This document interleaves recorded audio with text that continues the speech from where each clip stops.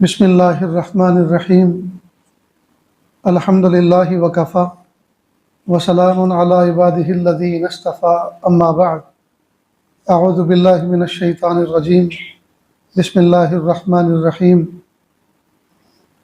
انما المؤمنون اخوہ سبحان ربک رب العزۃ عما یصفون وسلام علی المرسلین والحمد للہ رب العالمین اللہم صل علی سیدنا محمد وعلى آل سيدنا محمد وبارك وسلم اللهم صل على سيدنا محمد وعلى آل سيدنا محمد وبارك وسلم اللهم صل على سيدنا محمد وعلى آل سيدنا محمد وبارك وسلم۔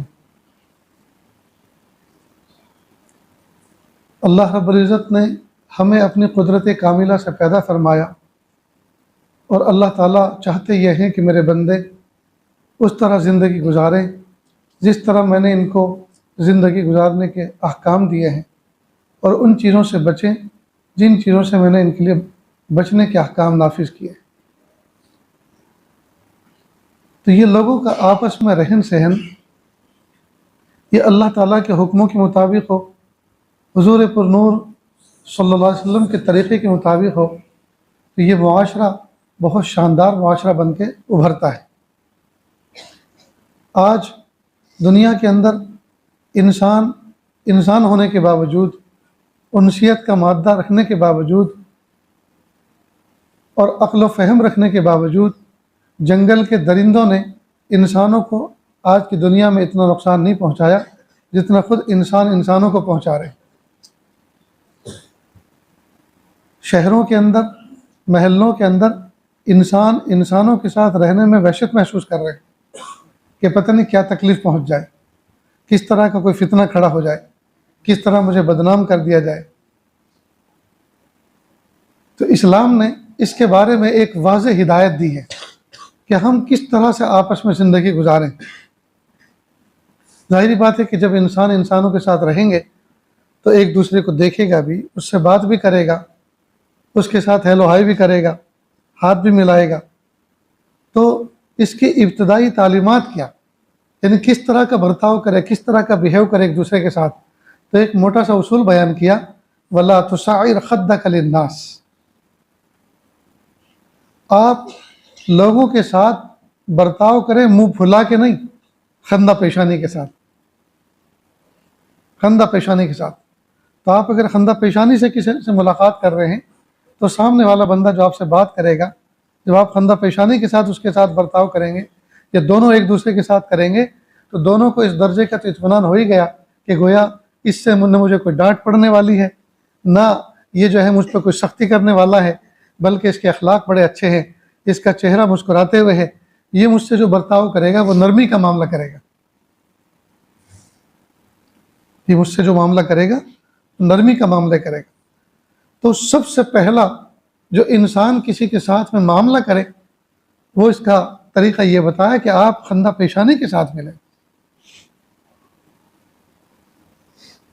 اور اس چیز کا آج کل معاشرے میں بالکل فقدان ہے، ہر آدمی بالکل کڑوی دوائی پیے ہوئے، ہر آدمی کمانڈر بن کے گھومتا پھر رہا ہے، ہر آدمی اکڑ کے چل رہا ہے، یعنی اس کی باڈی لینگویج بتاتی ہے کہ یہ آدمی بہت ڈینجر ہے، چاہے وہ اتنا بزدل ہو کہ گھر میں چوہا کالا بازی کھائے تو اس سے ڈرتا ہو، لیکن لوگوں کے ساتھ میں وہ اس طرح کا بیہیو کرتا ہے، برتاؤ کرتا ہے، ایسے اکڑ کے چلتا ہے، ایسے باہیں پھیلا کر چلتا ہے، ہر آدمی یہ سمجھتا ہے کہ اس سے ذرا بچو۔ تو یہ جو ہٹو بچو کی کیفیت معاشرے میں ہو رہی ہے، اس کی وجہ یہ ہے کہ اسلام نے جو موٹی موٹی تعلیمات ہمیں آپس میں زندگی گزارنے کے دی ہیں کہ بھئی خندہ پیشانی سے برتاؤ کرو، سلام سے ابتدا کرو، اس میں سلامتی ہوگی۔ جب آپ ایک دوسرے کو دعائیں دیں گے تو دعائیں تو آپس میں محبت کے ساتھ دی جاتی ہے، جی بس دعائیں تو نہیں دی جاتی، محبت کے ساتھ دعائیں دی جاتی ہیں۔ تو آپ نے جب کسی کو دعا دے دی اور اس نے آپ کی دعا قبول کر لی تو آپ ایک دوسرے کے شر سے محفوظ ہو گئے، تو سلام کو عام کرو، جی خندہ پیشانی سے ملو، یہ ہے اسلام کی واضح تعلیمات۔ وَلَا تُسَعِّرْ خَدَّكَ لِلنَّاسِ، اور دوسری ایک تعلیم دی معاشرے میں آپس میں رہنے کی، قولوا للناس حسنا، آپ لوگوں سے جب بھی کوئی بات کریں بھلائی کی کریں، भलाई की बात करें, बुराई की न करें, बिगाड़ की न करें, तोड़ की न करें, जोड़ की करें। तो कई मर्तबा हमारी ज़ुबान से निकला हुआ जुमला या किसी के बारे में निकली हुई कमेंट ऐसी होती है कि आदमी हमेशा हमेशा उससे पल्ला झाड़ लेता है कि बस आपने कह दिया, अब सही बात, अब मैं उससे कभी बात ही नहीं करूँगा, अब मैं उससे कोई मामला ही नहीं रखूँगा। तो अगर हर आदमी इस तरह का मामला करेगा, हर आदमी एक दूसरे से इस तरह नफरत करेगा, तो ये दुनिया तो फिर नफरत से दुनिया भर जाएगी। एक बुजुर्ग ने अपने मुरीद को कहा, अगर तुम्हारे रास्ते में कोई कांटे बिछा रहा है तो तुम उसके रास्ते में कांटे मत बिछाना, वरना ये दुनिया कांटों से भर जाएगी। अगर तुम्हारे रास्ते में कोई कांटे बिछा रहा है तो तुम उसके रास्ते में कांटे मत बिछाना, वरना ये दुनिया कांटों से भर जाएगी। कितनी प्यारी तालीम।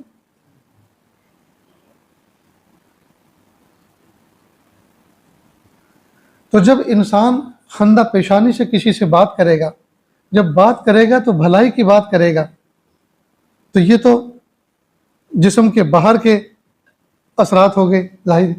तो जब मामला, अच्छा, अज़ाहिर उन्वानुल बातिन, ज़ाहिर जो है वो बातिन का उन्वान होता है, बातिन की वजाहत होती है। तो जब ज़ाहिर में इस तरह का मामला कर रहा है, इसका मतलब ये कि इसका बातिन इस काम के लिए तैयार है, तभी तो ज़ाहिर इस तरह का है। ये खंदा पेशानी से किसी से मिल रहा है, इसका मतलब ये कि इसके दिल के अंदर खंदीदगी है, इसके दिल के अंदर सुकून है। ये अगर कोई भली बात कह रहा है तो भलाई इसके दिल के अंदर मौजूद है। तो इस बर्ताव से तो इसके बातिन का पता चल रहा है, इसके बातिन का पता चल रहा है। तो जब इंसान के ज़ाहिर अच्छा बर्ताव करेंगे तो ये अलामत है इस बात की कि बातिन इनके सुधरे हुए, बातिन के अंदर फसाद नहीं है, इनके बातिन के अंदर फसाद नहीं। आज आप किसी दुकान पे जाओ कोई चीज़ खरीदने के लिए और आप हाथ मत लगाओ, अभी हाथ नहीं लगाए तो क्या पैर लगाएंगे? किसी फ्रूट की लारी पे आप जाएं, कुछ जाएं, हाथ मत लगाओ, छोड़ो मत, हमें बताओ, हम देंगे। यही बात दूसरे अंदाज से कि देखो, आप अगर अपने तौर पर हाथ लगाएंगे तो ये अलग अलग हो जाएंगे। केले का गुच्छा है वो टूट जाएंगे, अंगूर का गुच्छा है वो अलग अलग हो जाएंगे, फिर कोई नहीं लेगा। इसलिए आप हमें बताइए, हमें तरीका मालूम है कि किस तरह से इनको अलग किया जाता है। यही बात भले अंदाज से भी तो कही जा सकती, और बाय ऑर्डर के ना, यह हाथ मत लगाओ। अब सामने वाले का दिल टूट के रह जाता है, वो सोचता है जो इतना सख्त मिजाज है इसके साथ मामला आगे किस तरह से करें। और लेना भी जरूरी है इसलिए कि इसके अलावा दूसरा कोई नजर भी नहीं आ रहा, ये कोई दूसरा है तो वो इससे भी ज्यादा सख्त है।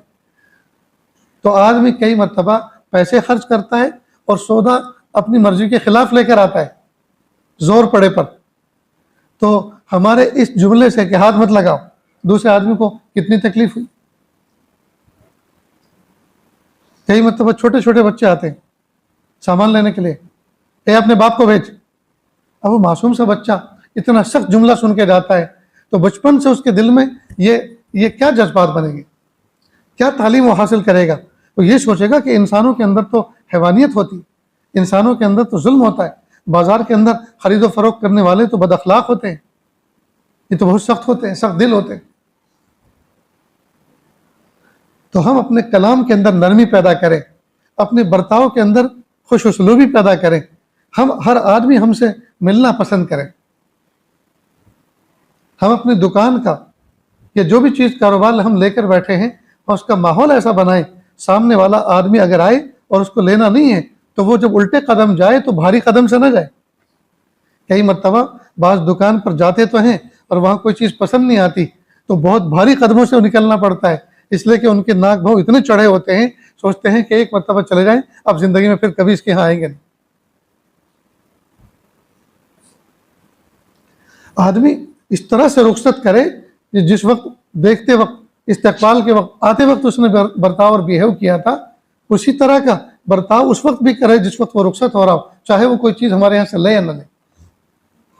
तो आदमी बार बार आएगा, बल्कि अगर खुद नहीं आएगा तो दूसरों को पता बताएगा उसके यहाँ जाना, वो बहुत अच्छा आदमी है, उसका बर्ताव बहुत अच्छा, उसके अखलाक बहुत अच्छे। कपड़े की दुकान पर कोई शख्स गया, आपने कहा, आने वाले ग्राहक ने कहा ये दिखाइए, वो दिखा दिया, कहा कि रखा हुआ तो अच्छा लग रहा था लेकिन इसकी प्रिंट کھلنے کے بعد اچھی نہیں، بڑی پرنٹ، کوئی باریک پرنٹ، یہ دکھائیے. کہا اس میں اس کا کلر ذرا دوسرا ہے، یہ دکھائیے. 3-4 دکھا دیے. اب اس کا پارا چڑھ گیا. اب بھائی تم لینے کی بات کرو گے صرف دیکھتے رہو گے؟ تو بھائی دیکھ کے ہی تو لیں گے، دیکھ کے ہی تو لیں گے، من مرضی کے چلیں گے. لینا تو ایک مرتبہ ہے اور پہننا کئی مہینے تک. ہمارے دوست ہیں بھائی عبداللہ میاں، اللہ ان کو بہت اچھا رکھے، صحت مند رکھیں، اصلاح البنات سملک کے محتم ہیں. تو وہ اپنے چچا کے ساتھ شہر سورت جایا کرتے تھے محلے کے غریبوں کے لیے کچھ کپڑے خریدنے کے لیے رمضان مبارک میں. اب روزے کی حالت میں، گرمی کا موسم، اب وہ چچا ان کو کہتے بیچنے والوں کو، بھائی یہ دکھاؤ، یہ نکالو، یہ رہنے دو، وہ دکھاؤ، وہ دکھاؤ. تو یہ بھتیجے کہتے چچا لے لو نا، غریبوں کو تو دینا ہے. تو کہ دینا تو غریبوں کو ہے لیکن دیکھنا تو ہمیں ہی ہے نا. جب وہ پہن کے آئیں گے روزانہ ہمارے آنکھوں کے سامنے صبح شام، تو دیکھنا تو ہمیں ہی ہے، تو ہمیں اچھا لگنا چاہیے نا. دیکھو کتنی پیاری بات کہی کہ غریبوں کو دینا ہے، اس کا مطلب ہے کہ کچھ بھی دے دو.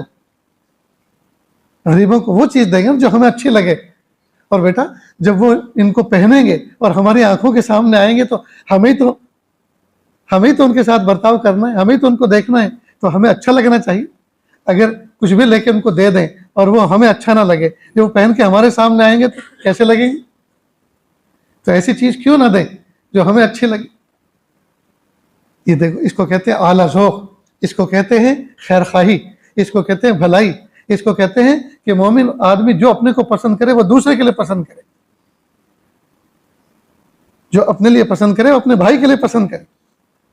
آج کل ہمارا ذوق اتنا فاسد ہو چکا ہے، اتنا فاسد ہو چکا ہے کہ غریب کو اگر کوئی صدقہ دے رہے ہیں، فقیر کو کوئی صدقہ دے رہے ہیں، تو وہ نوٹ دیتے ہیں جو سب سے پھٹا پرانا ہے جیب کے اندر، جو ساری دکانوں سے واپس ہو چکا ہے. یہ دکان پہ جس کو لے کے جانے کا ارادہ ہے تو واپس ہو جائے گا کہ یہ فقیر کو دے دو. اب فقیر تو کہنے والا نہیں کہ ذرا نیا دو، اچھا دو، یہ تو پھٹا ہوا ہے. تو فوراً کہے گا کہ سامنے والا فوراً بھپتی کسے گا، ایک تو بھیک مانگنا ہے، تمہارے لیے نئے چھاپ کے لے کے رہوں. تو جب اللہ کے نام پر ہم پھٹا ہوا نوٹ دیں گے جی، تو پھر اللہ تعالیٰ کی رحمت ہمارے ساتھ کیسا برتاؤ کرے گی. اس لیے میرے بھائیوں، اسلام نے ہمارا ایک مزاج بنایا. آپ دوسرے کے لیے ایسا معاملہ کرو جیسا اپنے لیے پسند کرتے ہو. دوسرے کے ساتھ گفتگو کرو تو خندہ پیشانی کے ساتھ گفتگو کرو. جب کوئی معاملہ کرو، کوئی بات کرو، تو اچھے انداز سے بات کرو. اس سے تمہارا ایک اچھا معاشرہ ڈیولپ ہوگا، معاشرے میں بھلائی آئے گی، معاشرے میں نیکی آئے گی، ایک دوسرے کے ساتھ خیرخواہی کا، ہمدردی کا جذبہ پیدا ہوگا. تو جب انسان کا باطن بنتا ہے تو ظاہر سے اس طرح کے معاملات وجود میں آتے ہیں، ظاہر سے اس طرح کے معاملات وجود میں آتے ہیں. اور جب ظاہر سے اس طرح کے معاملات کرتا ہے تو اس کی برکتیں انسان کے باطن کو حاصل ہوتی ہیں. لہذا اسلامی معاشرہ کیسا ہوتا تھا؟ چند واقعات سنیے. حضرت عمر فاروق اعظم رضی اللہ تعالیٰ عنہ ایک مرتبہ حضرت ابوبکر صدیق رضی اللہ عنہ کے یہاں پہنچے. ان کے یہاں ایک ڈائری رکھی ہوتی تھی جس میں اہل مدینہ کے جو ضرورت مند لوگ تھے، مدینہ میں جو ضرورت مند لوگ تھے، ان کے نام لکھے ہوتے تھے، جن کو کسی کی فزیکل خدمت کی ضرورت ہوتی تھی. مالی معاونت تو بیت المال کرتا تھا، لیکن بہت ساری سہارے کی خدمت کی ضرورت ہوتی تھی تو وہ آپس میں صحابہ کرام ان ذمہ داریوں کو تقسیم کر لیتے تھے.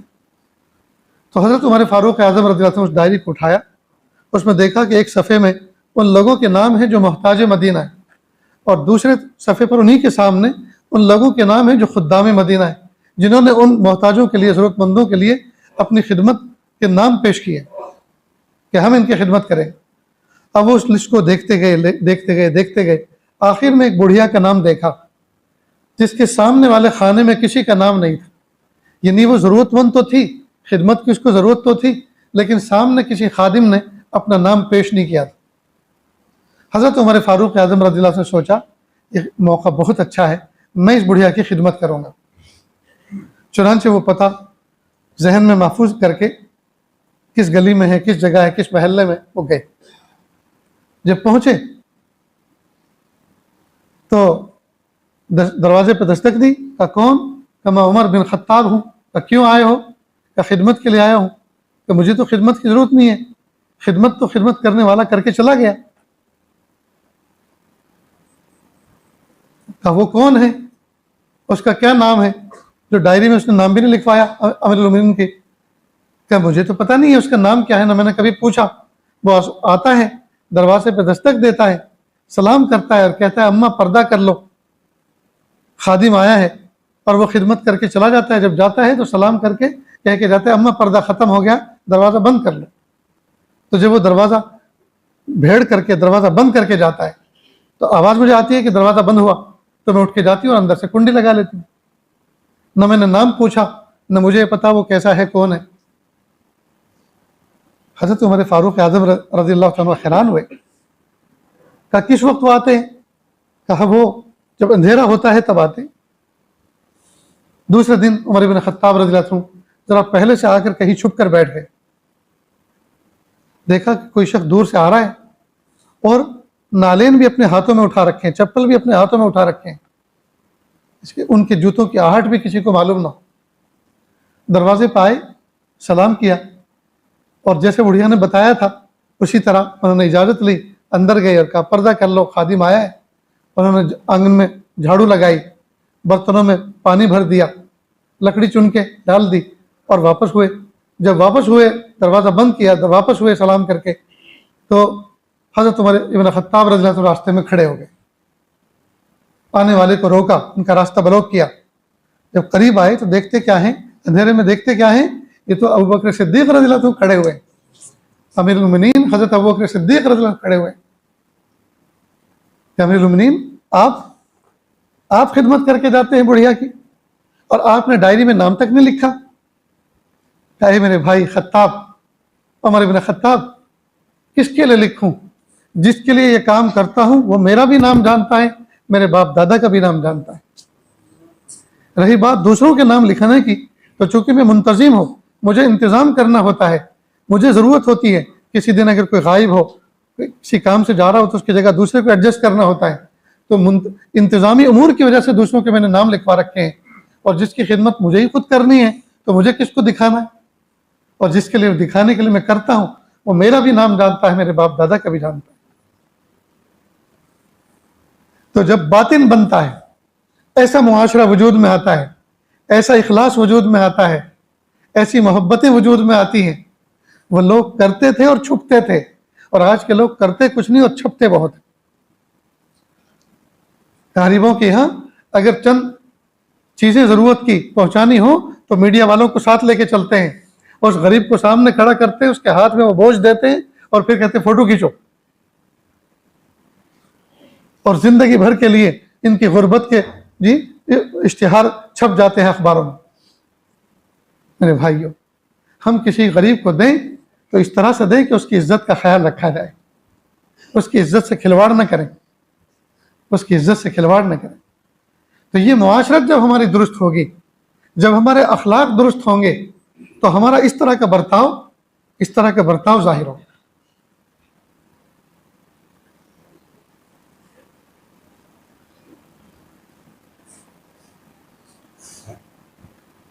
حضرت عمر فاروق اعظم رضی اللہ عنہ فرماتے ہیں کہ میں ایک مرتبہ اپنے خادم کے ساتھ مدینہ منورہ کے اطراف میں گھوڑا لے کے رات کو نکلا, نگرانی کے لیے کہ کوئی پریشان تو نہیں ہے. وہ حکام ایسے ہوا کرتے تھے کہ وہ لوگوں کی پریشانیوں کے لیے نکلتے تھے, اور اب آج کل کے حکام نکلتے ہیں تو لوگ پریشان ہو جاتے ہیں. ٹریفک والے پریشان, ایمبولینس والے پریشان, جنازے پریشان. آج کے حکام نکلتے ہیں تو مردے بھی پریشان, بیمار بھی پریشان, صحت مند بھی پریشان. وہ نکلتے تھے لوگوں کی پریشانیوں کو حل کرنے کے لیے. تو حضرت عمر فاروق اعظم رضی اللہ عنہ گھوڑے پر جا رہے ہیں, دور دیکھا کہ کوئی بادیہ میں, ریگستان میں کچھ چراغ جل رہا ہے. پہنچے قریب, جا کے دیکھا ایک خیمہ لگا ہوا ہے, بچے آپس میں رو رہے ہیں, اور ایک عورت ہے جو فل چادر اوڑھے ہوئے اور چولہا جلانے کی کوشش کر رہی ہے. حضرت عمر فاروق اعظم رضی اللہ عنہ نے پوچھا کیا بات ہے, آپ کون ہیں؟ کہ ہم مسافر ہیں, سفر کر کے جا رہے تھے, یہ بچے بھوکے ہیں اور ہمارے پاس کوئی چیز کھانے کی نہیں ہے. میں سوچ رہی ہوں پانی کے اندر کچھ پتھر ڈال کر اس پانی کو گرم کروں اور بچوں کو یہ تسلی ہو جائے کہ امی کچھ پکا رہی ہے, یہاا تک کہ بچے انتظار کرتے کرتے سو جائیں, اس کے بعد میں بھی چولہا بند کر کے پھر سو جاؤں. میں نے ایک بہانہ تراشا ہے. حضرت عمر فاروق اعظم رضی اللہ عنہ کانپ گئے میرے دور حکومت میں, میرے دور خلافت میں, اور مسافر اس طرح سے پریشان اور ایسے مجاہدے برداشت کریں. فوراً آئے واپس کہ ٹھہرو میں آتا ہوں. وہ آئے, بیت المال کھولا جی, وہاں سے کچھ گھی لیا, کچھ شہد لیا, کچھ آٹا لیا, اس قسم کی چیزیں لی اور وہ بوری اپنے کندھے پہ اٹھائی. جو خادم تھے, غلام تھے ساتھ میں, کہا کہ میں اٹھا لیتا ہوں. کہ نہیں, اگر قیامت کے دن بھی میرے نام اعمال کا بوجھ اٹھا سکتا ہو تو یہ اٹھا. اگر قیامت کے دن میرے نام اعمال کا بوجھ نہیں اٹھا سکتا, وہاں بھی مجھے اٹھانا ہے, لہٰذا میں چاہتا ہوں کہ دنیا میں بھی اپنا بوجھ خود ہی اٹھاؤں. خیر پہنچے, کہا کہ لو یہ کچھ کھانے کی چیزیں ہیں, کچھ میٹھا سا, کچھ حلوہ سا بنا کے ان کو کھلا دو. اس نے فوراً جلدی سے جی پتیلی کے اندر وہ آٹا گھولا, اس میں شہد ڈالا, گھی ملایا, اور حریرہ سا کچھ ایسا گرم کوئی چیز ایسی حلوے ٹائپ بنا دے میٹھی, تاکہ بچے کھائیں. اب خادم نے کہا چلیے اب تو ان بچوں کا کام ہو ہی گیا. نہیں, میں نے ان بچوں کو روتے ہوئے دیکھا ہے, میں ان کو ہنستے ہوئے دیکھنا چاہتا ہوں, میں ان کو ہنستے ہوئے دیکھنا چاہتا ہوں. یہ کیسے لوگ تھے, ان کے کیسے باطن بنے تھے, انہوں نے اپنے اخلاق کیسے بنائے تھے, انہوں نے معاشرت کو کیسی بنایا تھا.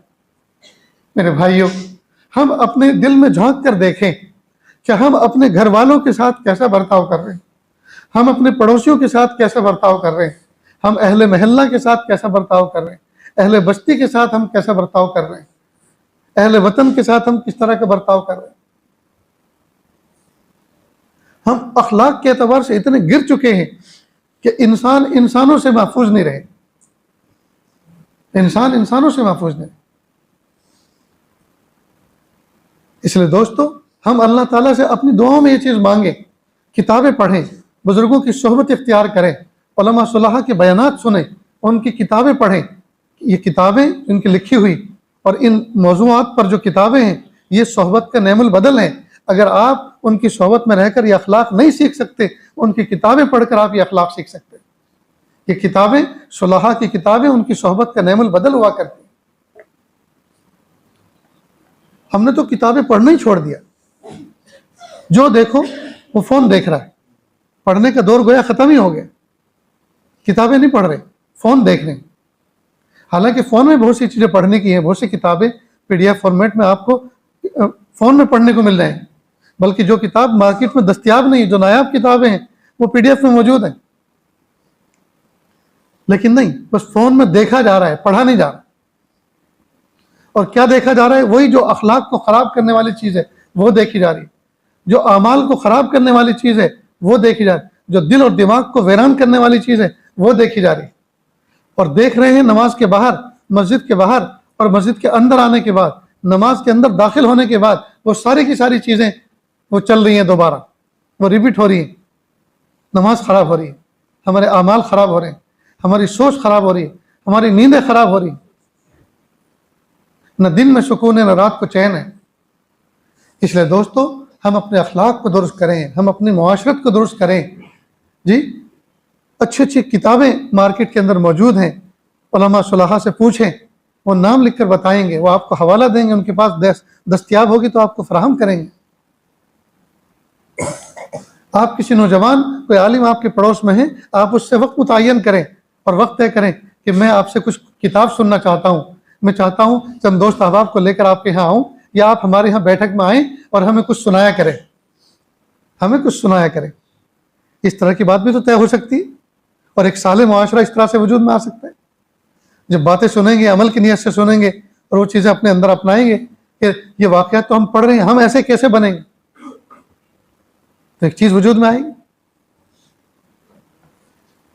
مفتی اعظم پاکستان مفتی شفیع صاحب رحمۃ اللہ علیہ, جس زمانے میں دیوبند میں ہوا کرتے تھے, ایک بزرگ جو استاذ تھے حضرت میاں اصغر حسین صاحب رحمۃ اللہ علیہ, ان کے یہاں گئے. دوپہر کا وقت تھا, کھانا کھایا, کھانا کھانے کے بعد اب دسترخوان اٹھانے کی باری آئی, تو حضرت سمیٹنے لگے. کہا کہ نہیں آپ مت سمیٹو, دسترخوان سمیٹنے کا ایک میرا خاص طریقہ ہے, اس طرح سے میں سمیٹتا ہوں. اب انہوں نے سوچا کہ دسترخوان بھی سمیٹنے کا کوئی طریقہ ہوتا ہے, چاہے جیسے اٹھا دو. حضرت نے کیا کیا, آم کھائے تھے, آم کا موسم تھا, آم کے چھلکے کافی ہو گئے تھے, گٹھلیاں بھی تھی, تو کچھ چھلکے ایک طرف ڈالے, کچھ دوسری طرف ڈالے, اور گٹھلیاں کسی تیسری جگہ ڈالی، اور حضرت مفتی شفیع صاحب رحمۃ اللہ پیچھے پیچھے چلتے رہے اور دیکھتے رہے. پھر دسترخوان پہ جو روٹیوں کی ذرات تھے وہ ایک طرف جھاڑے. کہا دیکھو یہ غریبوں کا محلہ ہے، یہ لوگ بکریاں پالتے ہیں، تو میں نے چھلکے 2 جگہ پہ ڈال دیے تاکہ 2 جگہ پہ بکریاں کھا لیں. اور اس محلے میں بچے بہت ہیں، اب یہ آم کا موسم ہے، برسات کا بھی ہے، تو یہ جو اس کی گٹھلی ہیں یہ ایک طرف میں نے ایسی جگہ ڈال دی کہ چند دنوں کے اندر یہ اگ جائیں گی، اور اگنے کے بعد اس علاقے میں یہ جو اس علاقے کے افراد بیٹھے ہوئے ہوں، آم کی گٹھلی جب پھوٹتی ہے، اس میں جب شاخ نکلتی ہے پھوٹتی ہے تو اس کے جو اوپر کا ہارڈ کور ہوتا ہے وہ پھٹتا ہے، تو بچے ایسی گٹھلی کو اٹھاتے ہیں زمین پر سے اور وہ ہارڈ کور نکال دیتے ہیں. پھر کسی دیوار پر، جس پلاسٹر کی بھی کوری دیوار ہوتی ہے، اس پہ ایک کنارے کو اس کے گھستے ہیں تو وہ قلم نما ہو جاتا ہے، اور جب قلم نما ہو جاتا ہے تو اس گٹھلی کے 2 حصے ہوتے ہیں، تو درمیان میں ایک شگاف سا نظر آتا ہے. پھر بچے اس میں پھونک مارتے ہیں تو اس میں باجا بجتا ہے، اس میں باجا بجتا ہے. کہا یہ غریبوں کا محلہ ہے، یہ بچے اس سے پھر اس کا باجا بنا کے کھیلیں گے، یہ ان کے لیے ڈال. اور یہ جو میں نے روٹی کے ذرات تھے وہ تیسری جگہ پہ ڈالے، وہ اس لیے اس جگہ پہ ڈالے ہیں کہ یہاں چیونٹیاں نکلتی ہیں تو یہ چیونٹیوں کے کام آ جائیں گے، ضائع نہیں ہوں. تو جو اپنے باطن کے اندر ایسی ہمدردی کا جذبہ رکھتے ہو، جی بچوں کی محبت ان کے دل میں ہو، اور بکریوں جیسے جانوروں سے محبت ہو، چیونٹیوں جیسے حشرات الارض سے ان کو تعلق اور انس ہو، ان کا باطن کتنا اعلیٰ درجے کا ہوگا، ان کا باطن کتنا اعلیٰ درجے کا. میرے بھائیوں، یہ باطن بنانے کی ضرورت ہے. آج جو ہم سینوں کے اندر پتھر کے دل لیے پھر رہے ہیں، جی ان دلوں کے اندر ہمدردی نہیں، ان دلوں کے اندر دیا نہیں، ان دلوں کے اندر کسی کے ساتھ خیرخواہی کا جذبہ نہیں. یہ عجیب بات ہے.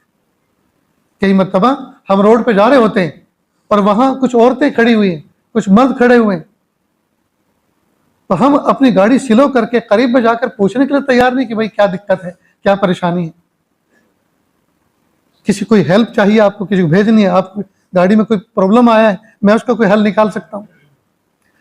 انسان کا اتنا تو حق بنتا ہے. اگر انہوں نے ہم سے کوئی خدمت نہ بھی لی، لیکن اس حلیے کو دیکھ کر، آپ کے حلیے کو دیکھ کر ان کے دل میں ایک چوٹ تو لگے گی نا، ایک احساس تو ہوگا. ہم جن کے بارے میں کچھ اور سوچتے ہیں یا جن کے بارے میں ہمیں کچھ اور سکھایا اور سمجھایا جاتا ہے، وہ تو ایسے اخلاق کے ہوتے ہیں، وہ تو ایسے اخلاق کے ہوتے ہیں. تو ضرورت ہے اس بات کی کہ ہم اپنے نشست و برخاست کو درست کریں، ہم اپنی باڈی لینگویج کو درست کریں، ہم اپنے برتاؤ اور بیہیو کو درست کریں. جی ہم لوگوں کے ساتھ خندہ پیشانی کے ساتھ ملا کریں، ہم لوگوں کے ساتھ اچھا برتاؤ کرنے والے بنیں. تو کریں گے نا انشاءاللہ. اللہ تعالیٰ سے دعا ہے اللہ رب العزت ہمارے اخلاق کو اچھا کر دے، ہمارے بچوں کے اخلاق کو اچھا کر دے. آج ہم دوسروں کے ساتھ کیا اچھا برتاؤ کریں، آج تو بچے ہمارے ساتھ اچھا برتاؤ کرنے کے لیے تیار نہیں. اور اس کی وجہ یہی ہے دوستو کہ بڑوں نے جب چھوٹوں کے سامنے معاملہ اس طرح کا پیش نہیں کیا، وہ سیکھے کیا؟ جب انہوں نے ہمدردی دیکھی نہیں ہے تو ہمدردی کریں گے کیا؟ تو کام بائی آرڈر نہیں لیے جاتے، بائی ریکویسٹ لیے جاتے ہیں. پہلے اپنے آپ کو دکھانا پڑتا ہے، پہلے اپنے آپ کا نمونہ پیش کرنا پڑتا ہے، تب جا کے تو کوئی نقل کرے گا. بھئی چھوٹی سی گھر میں بچی روٹی پکانا شروع کرتی ہے، ماں کو روٹی پکاتے ہوئے دیکھتی ہے تبھی تو اس جیسی حرکت کرتی ہے. چھوٹی سی بچی کپڑے دھونے بیٹھ جاتی ہے، وہ ماں کو کپڑے دھوتے ہوئے دیکھتی ہے تبھی تو وہ یہ حرکت کرتی ہے. تو ماحول تو نقل سے بنتا ہے، ماحول تو دیکھا دیکھی بنتا ہے، ماحول تو دیکھا دیکھی بنتا ہے. تو دیکھا دیکھی والا ماحول اگر اچھا ہو، جی تو دیکھنے والے بھی پھر اچھے بنیں گے. اور جب دیکھا دیکھی والا ہی ماحول اچھا نہیں ہے تو دیکھنے والے پھر کہاں سے اچھے بنیں گے؟ وہی برے بنیں گے. تو اللہ پاک نے اس دنیا کو اس طرح کا بنایا ہے کہ ایک دوسرے کو دیکھ کر لوگ چلتے ہیں، ایک دوسرے کی نقل کرتے ہیں. ارے اور تو اور کئی مرتبہ ہائی وے جام ہوتا ہے اور آپ نے کوئی دوسرا روٹ لیا تو بہت سے لوگ آپ کے پیچھے پیچھے چل پڑتے ہیں، اور آپ آ کے اپنے گھر میں آ کے کھڑے ہو گئے تو پیچھے، ارے بھائی ہم تو تمہاری تقلید کر رہے تھے، ہم تو تمہارے پیچھے چل رہے تھے، تم تو یہاں آ کے کھڑے ہو گئے، ہم تو سوچ رہے تھے کوئی راستہ نکالو گے، آپ لوکل آدمی ہیں، آپ تو اپنے گھر کے آنگن میں کھڑے ہو گئے. ایسے کئی واقعات ماضی میں پیش آئے. تو لوگ تو اتنا دیکھ دیکھ کے فالو کرتے ہیں. معلوم ہوا ہر انسان اچھے نمونے کے انتظار میں رہتا ہے، ہر انسان کسی کے پیچھے چلنا چاہتا ہے، تو چلانے والا تو ہو کوئی. کوئی اچھا چلنے والا تو ہو، دنیا پیچھے چلے گی۔ اللہ تعالیٰ ہمیں اچھے اخلاق کے ساتھ زندگی گزارنے والا بنائے، اچھے ماحول کو کریٹ کرنے والا بنائے، تاکہ ہمارے پیچھے ایک صالح معاشرہ وجود میں آئے۔ وآخر دعوانا ان الحمد للہ رب العالمین۔ دعا سے پہلے تھوڑی دیر کے لیے آنکھوں کو بند کر لیں، سر کو جھکا لیں، دنیا اور دنیا میں جو کچھ ہے اس سے ہٹ کٹ کے اللہ کی یاد میں ڈوب جائیں۔ نیت کریں اللہ کی رحمت آ رہی ہے، میرے دل میں سما رہی ہے، میرے دل سے گناہوں کی ظلمت و سیاہی دور ہو رہی ہے، میرا دل کہہ رہا ہے اللہ اللہ اللہ۔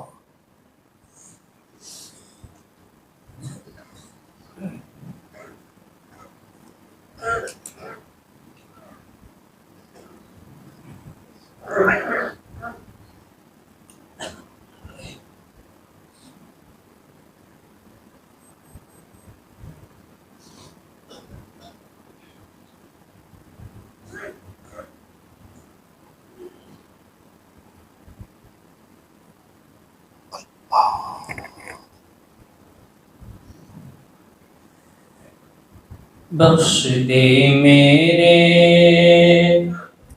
مولا مجھے،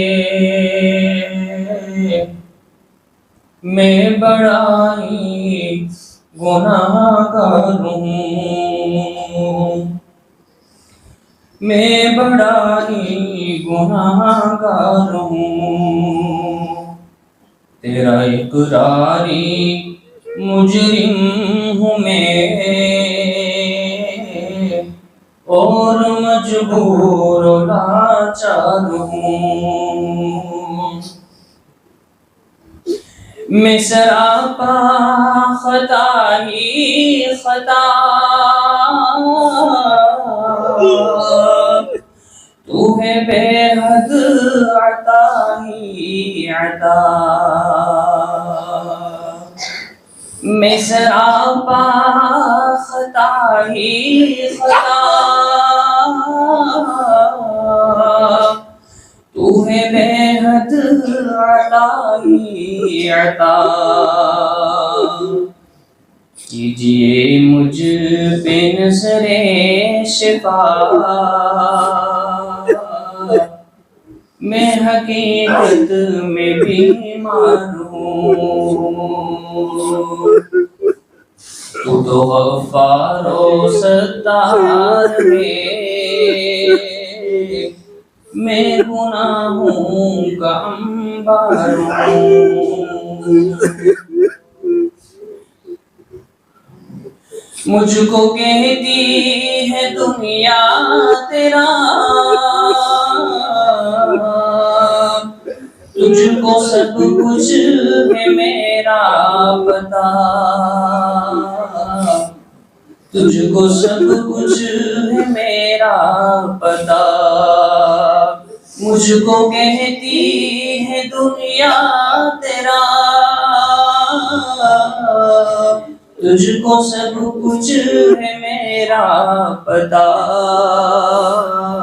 تجھ کو سب کچھ ہے میرا پتا، کیجئے ہم پہ نظر شفا، ہم حقیقت میں بیمار ہیں، آہ کتنا نکما ہوں میں، کھا رہا ہوں تیری نعمتیں، کھا رہا ہوں تیری نعمتیں، آہ کتنا نکما ہوں میں، کھا رہا ہوں تیری نعمتیں، کھا رہا ہوں تیری نعمتیں، اپنے اعمال بد کے سبب الفتوں میں گرفتار ہوں، بخش دے میرے مولا مجھے، میں بڑا ہی گناہگار ہوں، تیرا اقراری مجرم ہوں میں، मजबूर और लाचार हूँ।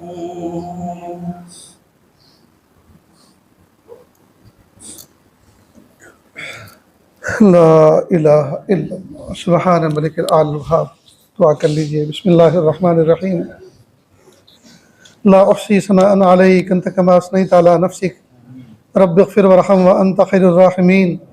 ला इलाहा इल्लल्लाहुल हलीमुल करीम। सुब्हान रब्बिल अर्शिल अज़ीम। अल्हम्दुलिल्लाहि रब्बिल आलमीन। नसअलुका मूजिबाति रहमतिक व अज़ाइम मग़फ़िरतिक वल गनीमत मिन कुल्लि बिर्रिन वस्सलामत मिन कुल्लि इस्म। ला तदअ लना ज़ंबन इल्ला गफ़रता वला हम्मन इल्ला फ़र्रजता वला हाजतन हिय लका इल्ला क़ज़ैतहा या अरहमर राहिमीन या अरहमर राहिमीन या अरहमर राहिमीन। प्यारे अल्लाह, हम ज़ाहिर में आपके बंदे, हकीकत में निहायत गंदे। अल्लाह हमारे दिलों की गंदगी को दूर फरमा, हमें अपनी बंदगी का सलीका अता फरमा, शर्मिंदगी वाले कामों से हमारी हिफाजत फरमा, बुरे दिन से, बुरी बात से, बुरी रात से, बुरे अंजाम से हमारी हिफाजत फरमा, सूए खात्मा से हमारी हिफाजत फरमा। अल्लाह, पैर के नाखून से लेकर सर के बाल तक गुनाहों में डूबे हुए, मासियत में जकड़े हुए हैं। या अल्लाह, हमें एतराफ़ है अपने गुनाहों का। अल्लाह, हम इकरारी मुजरिम हैं। रब्ब करीम, दुनिया की अदालतों में अगर कोई मुजरिम अपने जुर्म का इकरार कर लेता है, उसकी सज़ा में तख़फ़ीफ़ कर दी जाती है, बल्कि उसको माफ़ कर दिया जाता है। मेरे प्यारे अल्लाह, हम आपकी अदालत में हाजिर हैं और अपने जुर्मों का एतराफ़ करते हैं, अपने जुर्मों का इकरार करते हैं। अल्लाह, हम इकरारी मुजरिम हैं, आप हमें माफ़ कर दीजिए, आप हमें माफ़ कर दीजिए, आप हमें माफ़ कर दीजिए, आप हमें माफ़ कर दीजिए, आप हमें माफ़ कर दीजिए, आप हमें माफ़ कर दीजिए, आप हमें माफ़ कर दीजिए। अल्लाह जी माफ़ कर दीजिए, अल्लाह जी माफ़ कर दीजिए। सोहने रब माफ़ कर दीजिए, अच्छे रब माफ़ कर दीजिए, अच्छे अल्लाह माफ़ कर दीजिए। अल्लाह जी, अगर आपने माफ़ किया, आपकी शान में कोई कमी नहीं आएगी। अल्लाह, हमारा काम बन जाएगा, अल्लाह हमारा काम बन जाएगा, अल्लाह हमारा काम बन जाएगा, हमारा बेड़ा पार हो जाएगा। अल्लाह, जहन्नम से बच जाएगा, आपकी नाराज़गी से बच जाएंगे। मेरे प्यारे अल्लाह, आप हमें माफ़ कर दीजिए। अल्लाह, हमें धोबी बेटा चांद सा बना दीजिए। अल्लाह, हमें अपना बना लीजिए, हमें अपना बना लीजिए। अल्लाह जी, रहमतों का मामला फरमा, बरकतों का मामला फरमा, अच्छे आमाल की तौफीक अता फरमा, अच्छे अखलाक अता फरमा, हमारी मुआशरत को अच्छा फरमा। अल्लाह, हमारी ज़ुबान से तीर निकलते हैं जो लोगों के दिलों को ज़ख्मी करते हैं। मेरे प्यारे अल्लाह, हम कितने बुरे हो गए। अल्लाह, बीवी जैसी प्यारी, बच्चे जैसे प्यारे हमारी ज़ुबान के तीरों से महफूज नहीं है। मेरे प्यारे अल्लाह, हमारे अखलाक को अच्छे कर दीजिए, हमारी ज़ुबान को मीठा कर दीजिए, हमारी निगाहों में अल्लाह, हमारी निगाहों में अल्लाह नरमी पैदा फरमा दीजिए। मेरे प्यारे अल्लाह, हमारे बर्ताव में नरमी पैदा फरमा दीजिए, हमारे अखलाक में शीरीनी पैदा फरमा दीजिए। रब्ब करीम, हम सबको ऐसा बना दीजिए हम आपको पसंद आ जाएं। या अल्लाह, इस मजलिस में न जाने कैसे कैसे दुखियारे, न जाने कैसे कैसे गम के मारे आए हैं, दूर दराज से चल कर आए हैं, मशरिक़ व मगरिब से चल कर आए हैं, शिमाल व जनूब से चल कर आए हैं। मेरे प्यारे अल्लाह, इनके आने को कबूल फरमा। अल्लाह, कितने लोग हैं जो अपनी दुकानों में ताले डाल कर आए हैं। प्यारे अल्लाह, वो इस नीयत से चल कर आए हैं रमज़ान में कुछ इबादत करेंगे, अल्लाह से मुनाजात करेंगे, अल्लाह से दुआएं करेंगे, इनफरादी इज्तिमाई दुआओं में शिरकत करेंगे, अल्लाह को राज़ी करेंगे, अल्लाह को मनाएंगे। मेरे प्यारे अल्लाह, जब वो यहाँ से जाएं वापस और अपनी दुकानों को खोलें, अल्लाह वो दुकानें बरकतों से भरी हुई हों, कि अल्लाह बरकतों से भरी हुई हों, कि अल्लाह उनका ईमान और यकीन और मजबूत हो जाए। कि अल्लाह के रास्ते में कोई बंदा जाता है और सच्ची नीयत के साथ जाता है, अपनी इस्लाह की फिक्र से जाता है और अपने ऊपर मेहनत करता है, तो अल्लाह ताला न ये कि इस्लाह फरमाते हैं बल्कि दुनिया को भी अल्लाह चमका देते हैं। अल्लाह, ऐसा यकीन बना दीजिए, अल्लाह ऐसा यकीन बना दीजिए कि अल्लाह, दूर दराज से चल कर आने वाले मुसाफिर जब अपने घर से चले थे और अपना बिस्तर कंधे पे उठाया था, अपना बैग अपने हाथ में उठाया था, तो बीवी ने रो कर कहा था, हमारे लिए भी उन महफिलों में दुआएं करना। छोटे छोटे बच्चों ने कहा था, अब्बू हमारे लिए हिफ्ज मांगना, अल्लाह हमें हाफिज बना दे। अब्बू जी, हमारे लिए अल्लाह से इल्म मांगना, अल्लाह हमें इल्म नाफ़िअ अता फरमा दे। मेरे प्यारे रब, कमजोर बीवी ने दुआओं के लिए कहा, कमजोर बच्चों ने अब्बू से दुआओं के लिए कहा, ए मेरे प्यारे रब, ये सब चल कर आए हैं, उनकी तमन्नाओं को पूरा फरमा दीजिए। अल्लाह, उनके बच्चों की आरज़ुओं को पूरा फरमा दीजिए, इनकी ख़वातीन की दिली आरज़ुओं को पूरा फरमा दीजिए। मेरे प्यारे अल्लाह, मेरे सोहने अल्लाह, हर एक के साथ में गम की दास्तान लगी हुई है, हर एक के साथ में अल्लाह कुछ न कुछ परेशानियां हैं, कुछ न कुछ दुख लगे हुए हैं। अल्लाह, बहुत से हालात तो ऐसे हैं मखलूक के सामने कह भी नहीं सकते और दिल में रखकर सह भी नहीं सकते। अल्लाह, आप तो दिल की धड़कनों से वाकिफ़ हैं, इरादों और मुरादों से वाकिफ़ हैं। सबके दिल की आरज़ुओं को पूरा फरमा, सबके दिल की तमन्नाओं को पूरा फरमा। اللہ کسی کو بھی محروم نہ فرما، اللہ کسی کو بھی محروم نہ فرما۔ اللہ صبح شام جو کچھ باتیں سنائی جا رہی ہیں، جو کچھ سنی جا رہی ہیں، کہ اللہ دل میں بٹھا دیجئے، کہ اللہ اس کو ہمارا حال بنا دیجئے، کہ اللہ اس پر عمل کرنے والا بنا دیجئے، کہ اللہ ہمارے باطن کو منور کر دیجئے، ہمارے باطن کو مصفہ کر دیجئے، ہمارے باطن کو مزکہ کر دیجئے۔ میرے پیارے اللہ ہمیں مناجات کی لذت عطا فرما، کہ اللہ راتوں کی تنہائیوں میں آپ کے سامنے گرم گرم آنسو اور سرد سرد آہیں کھینچنے والا بنا، راتوں کی تنہائیوں میں آپ کے سامنے مناجات کرنے والا بنا، سجدے میں سر رکھ کر رگڑنے والا بنا۔ اے میرے پیارے رب، میرے پیارے رب، زندگی کا قیمتی حصہ غفلتوں میں گزر گیا، کہ اللہ آئینے میں چہرہ دیکھتے ہیں داڑھی سفیدی سے چمک اٹھی اور سر سفیدی سے بھڑک اٹھا۔ رب کریم، جس طرح سے آپ نے کالے بالوں کو سفیدی سے بدل دیا، اللہ دل کی سیاہی سفیدی سے کب بدلے؟ اللہ دل کی سیاہی سفیدی سے کب بدلے؟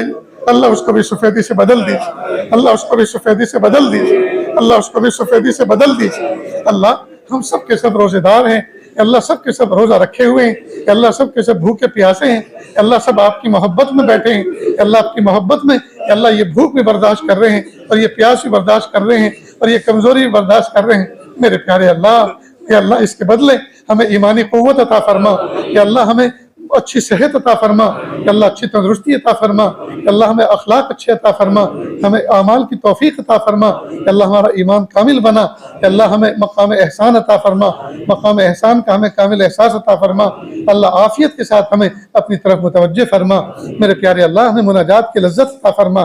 میرے پیارے اللہ نہ جانے کتنے جوان جوان بچے اور بچیاں گھروں میں بیٹھے ہوئے ہیں، کہ اللہ عافیت کے ساتھ، کہ اللہ ان کو نیک صالح رشتے عطا فرما، جن کے رشتے ہو چکے سادگی سنت و شریعت کے مطابق نکاح کرنا آسان فرما، جن کے نکاح ہوئے زمانہ گزر چکا، میاں بیوی میں آج تک محبت پیدا نہ ہو سکی، اللہ سچی محبت پیدا فرما۔ اللہ جن کا نکاح ہوئے زمانہ گزر چکا، اللہ گود اولاد سے خالی ہے، اللہ نیک صالح اولاد عطا فرما، بیٹے بھی عطا فرما اور بیٹی بھی عطا فرما۔